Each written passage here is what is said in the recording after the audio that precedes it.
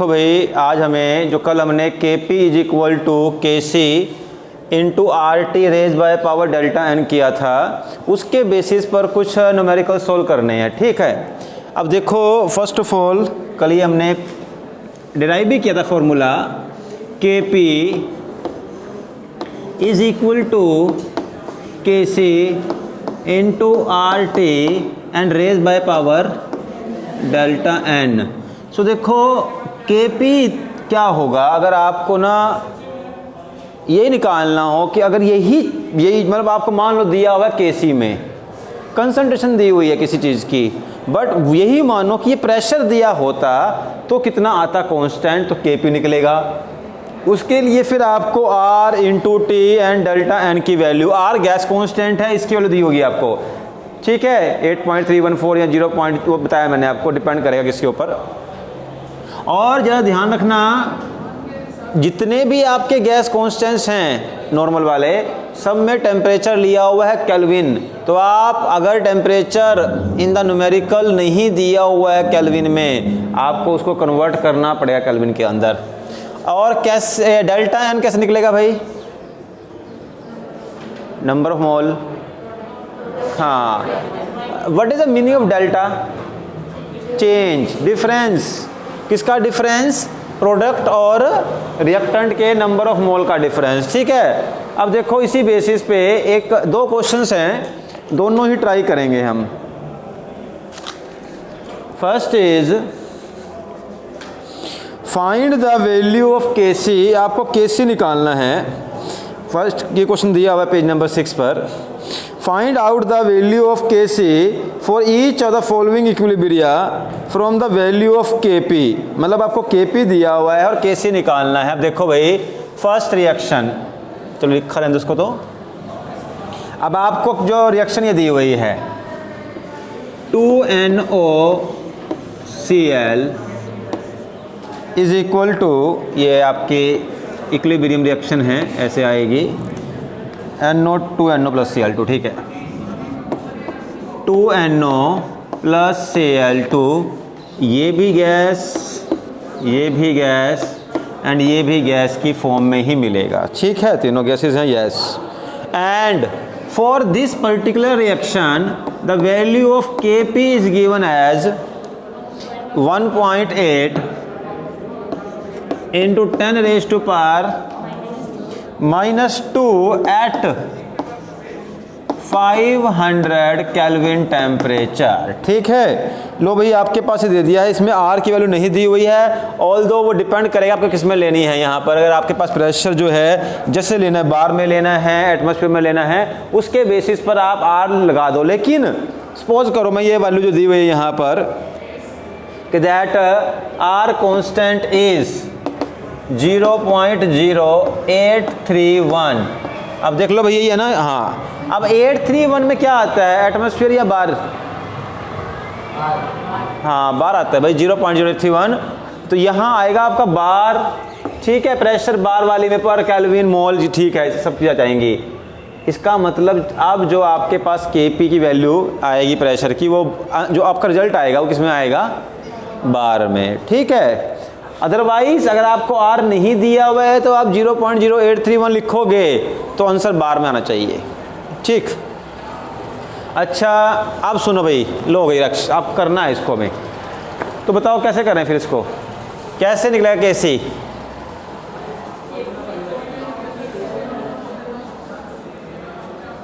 सी है यार, देखो ये है आपके पास formula Kp is equal to K C into R into T raise by power delta N. अब Kp दिया हुआ है, वो तो ये रहा, Kc फाइंड आउट करना है। इसका मतलब फिर क्या होगा, Kc को निकालना है ना, is equal to Kp divide by the R into T raise by power delta n, यही रहेगा। सिंपल मैथ आ गया। अब इसमें देखो भाई, आपके पास Kp दिया हुआ है, Kp is equal to 1.8 into 10 raise to power -2, ये Kp मिल चुका है आपको। R की वैल्यू दी हुई है 0.0831 बार में आएगा। T दिया हुआ है कितना है भाई? 500 केल्विन। एंड बचा क्या भाई आपके पास, अब इस पावर से रेज करना है। तो बताओ भाई किस पावर से रेज करें, 1 2 3 4 5, क्यों? हाँ देखो भाई, डेल्टा एन जो है ये निकलेगा number of mole of product, 2 and 1 only gas. अगर यहाँ लिखा होता सॉलिड या एल, नहीं लेते उसको, ओनली गैस के नंबर ऑफ मोल, 2 लिखे हुए हैं, 2 ले लो, माइनस 3 लेंगे, 2 and 1 3, the number of mole of products is 3 and the number of mole of reactants ये जो लिखा हुआ है 2 ले लिया, डेल्टा एन की वैल्यू 1 आ गई, इसका मतलब कुछ भी नहीं। आई थिंक कर लेंगे क्वेश्चन, अब तो हो चुका है क्वेश्चन, चलो वेरी गुड। और इसके बाद एक क्वेश्चन और देख लेते हैं, उसमें देखूंगा थोड़ा सा डेल्टा एन पर फोकस करना आप। रिएक्शन आपने बहुत बार की होगी वो वाली, डीकम्पोजिशन ऑफ कैल्शियम कार्बोनेट। तो कैसे करेंगे भाई? डिकम्पोजिशन ऑफ कैल्शियम कार्बोनेट में क्या करते हैं, किस चीज में डिकम्पोज होगा कैल्शियम कार्बोनेट? कैल्शियम, हाँ देखो रिएक्शन दी हुई है, बट इतनी सिंपल रिएक्शन को अब आप खुद भी करना सीख लो, क्योंकि कुछ रिएक्शन हमेशा आपकी मेमोरी में होनी चाहिए। Like CaCO3 calcium carbonate is present in which state? Solid, because it's a stone. तो ये आपको एक सॉलिड की फॉर्म में ही मिलेगा, ठीक है। And it will decompose to form what?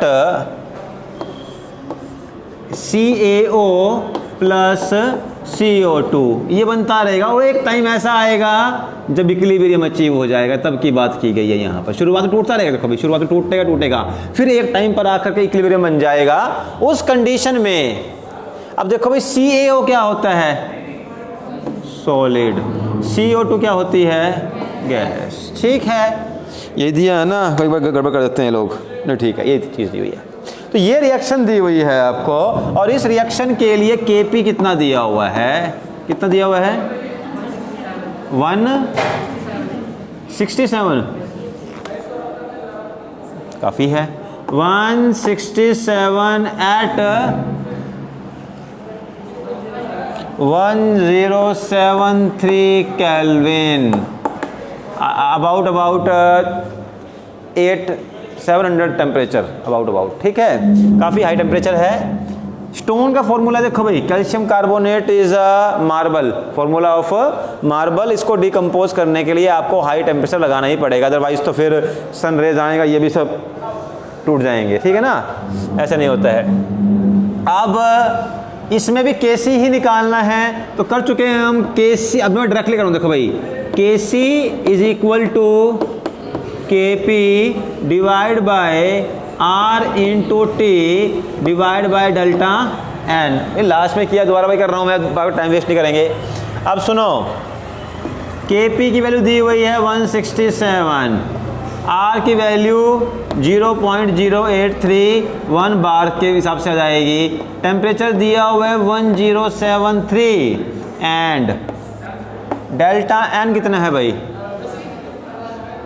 1 ही है। देखो प्रोडक्ट एक ही दिया हुआ है, no reactant in gas form. लो भाई, ये भी हो गया, कुछ भी नहीं है, ठीक होगी बात।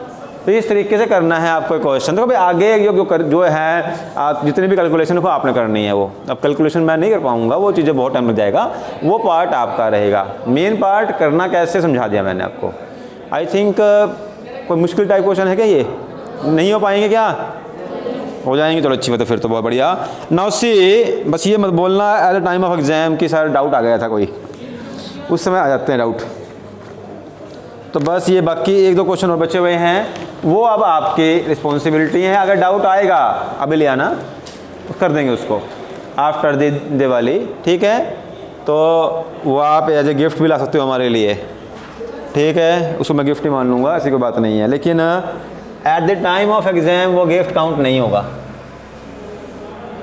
उस समय फिर वो एक्सक्यूज़ काउंट होगा। तो जो भी कोई प्रॉब्लम है पहले बोल दो, देखो भाई कोई दिक्कत नहीं है, स्लो भी कर सकते हैं, कोई ऐसी बात नहीं है, ज़्यादा कोई जल्दबाजी नहीं है, 1 यूनिट कम कर लेंगे, कोई फ़र्क पड़ता नहीं है।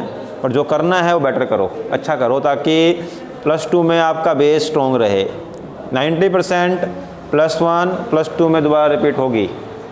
और मैं अभी उन चैप्टर्स पे फोकस करूँगा ज़्यादा और भी इस क्लास में जो +2 के लिए बहुत इंपॉर्टेंट हैं। उसमें खासकर चैप्टर आएगा आपका सेकंड चैप्टर का लास्ट पार्ट, वो electronic configuration and filling of electrons in the orbitals. Then third chapter तो कंप्लीट करवाना पड़ेगा, कंप्लीट थर्ड चैप्टर बहुत ज़्यादा इंपॉर्टेंट है। और एस या पी में से कोई भी कर लो, बात बन जाएगी। एस ब्लॉक एलिमेंट या पी ब्लॉक एलिमेंट, वो बहुत ज़्यादा ज़रूरी चैप्टर्स हैं। और ऑर्गेनिक केमिस्ट्री, ये चीज़ें ऐसी हैं जो आती रहनी हैं। चलो अब आ जाओ भाई इसके बाद रिएक्शन क्विशेंट के ऊपर। रिएक्शन क्विशेंट, अब ये रिएक्शन क्विशेंट क्या होता है? देखो, first of all what is equilibrium constant?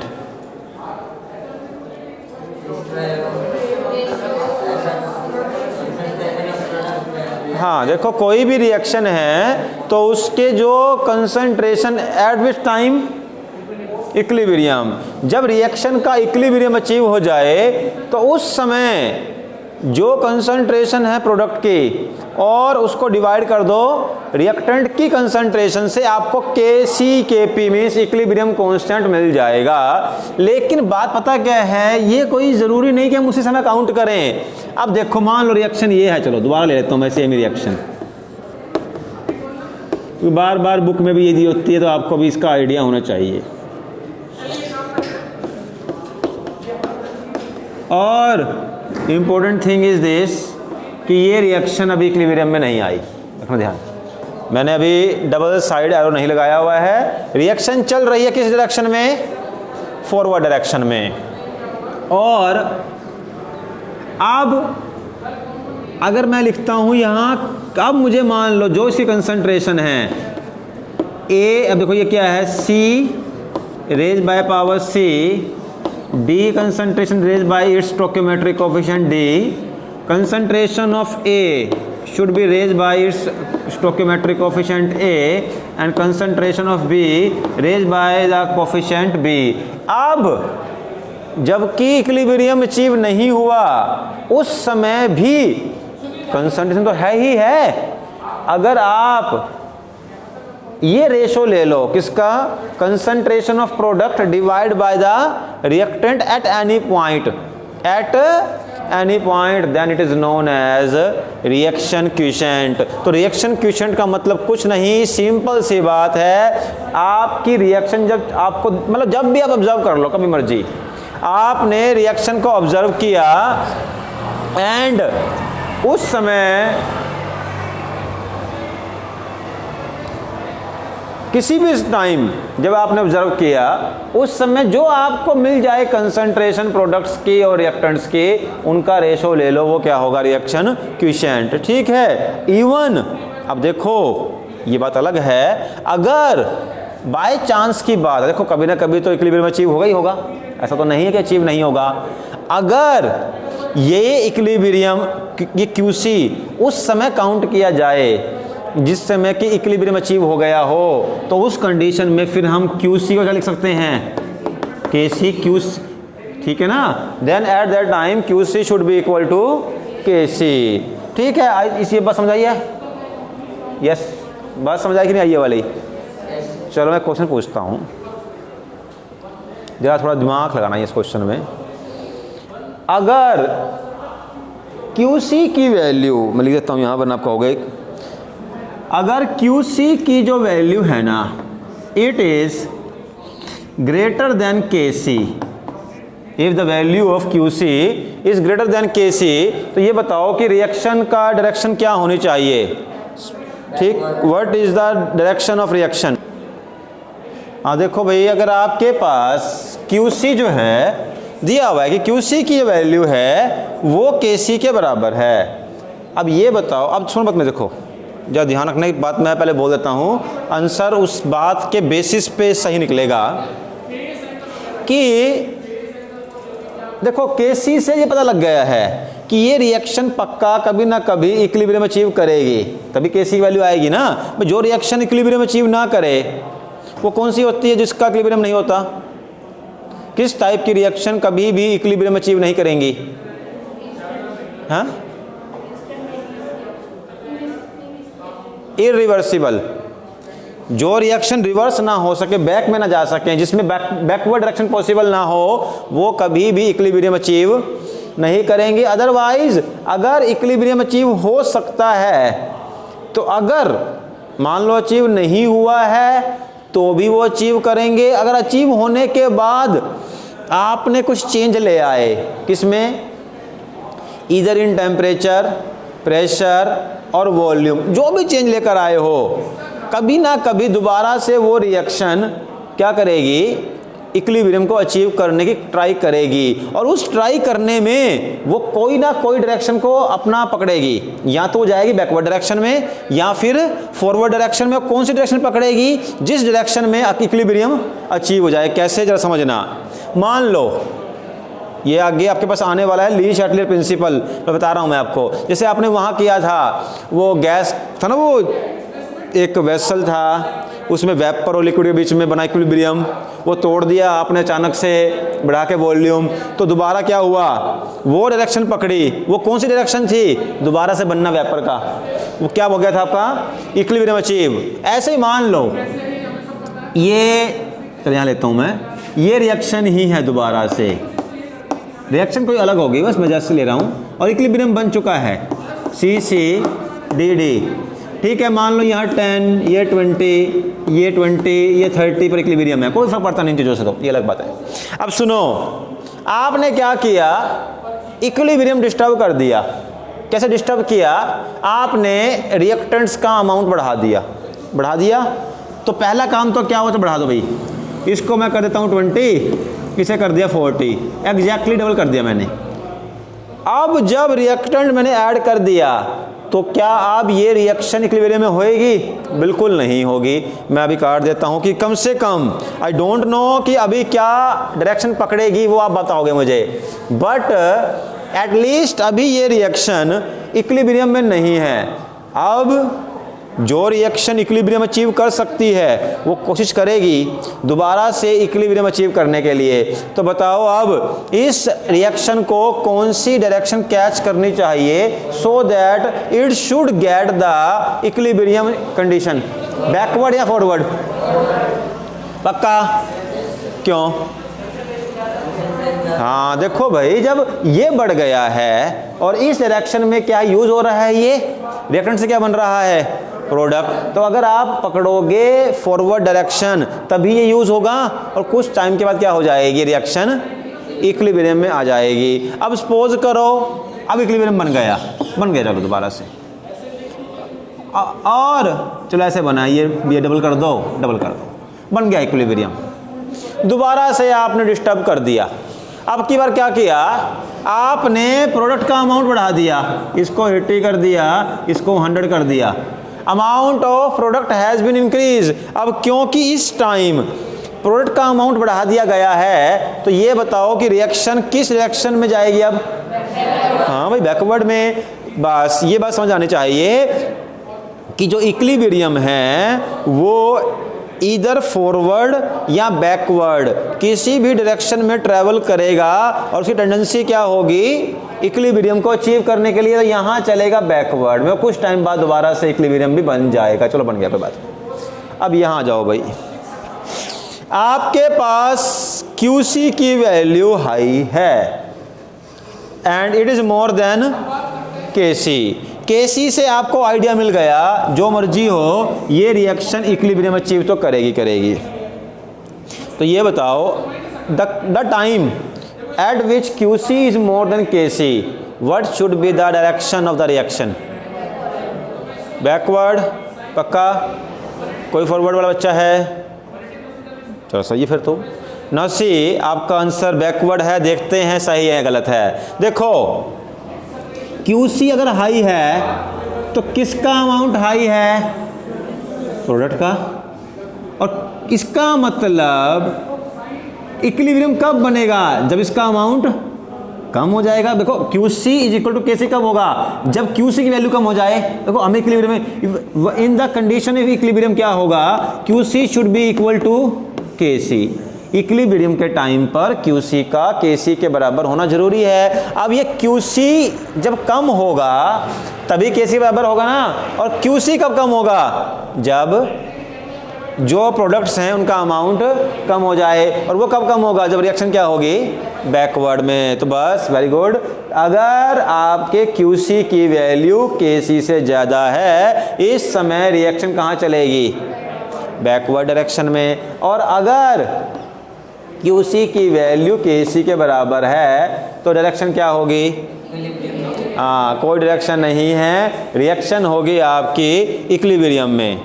बात क्लियर है भाई, कोई डाउट किसी को? चलो ठीक है, तो फिर आज के लिए हम इतना ही करेंगे। आपका अब रिएक्शन क्वेश्चन तक ये टॉपिक कंप्लीट हो गया है। मान के चलो कि हाफ आपके रिएक्शंस, हाफ चैप्टर ये हो गया है। इसके बाद फिर अब after the Diwali break start करेंगे, ठीक है।